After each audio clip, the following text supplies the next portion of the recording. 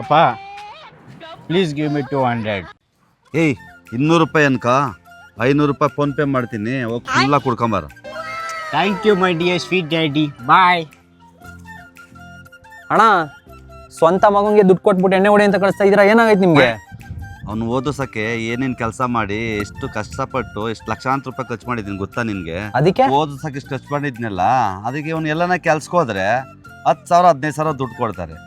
ಅವನತ್ತ ಒಂದು ವರ್ಷ ಎಲ್ಲ ದುಡ್ಡು 1 ಲಕ್ಷ ರೂಪಾಯಿ ದುಡಿತಾನೆ ಆಯಿತಾ. ಅದಕ್ಕೆ ನಾನು ಅವನಿಗೆ LIC ಇನ್ಸೂರೆನ್ಸ್ ಮಾಡಿಸಿದ್ದೀನಿ. 8 ವರ್ಷ ಕಟ್ಟಿದ್ದೀನಿ, ಇನ್ನು 2 ವರ್ಷ ಕಟ್ಟಿದ್ರೆ ಮುಗ್ದೋಗ್ತದೆ. ಅದು ಕುಡ್ದು ಸತ್ತೋಗ್ಬಿಡ್ಲಿ ಬಿಟ್ಟು 1 ಕೋಟಿ ದುಡ್ಡು ಬರ್ತದೆ.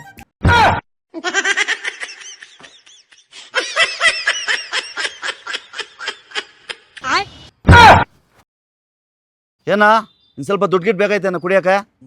ಬೇಡಪ್ಪ ಕುಡಿಯಲ್ಲ.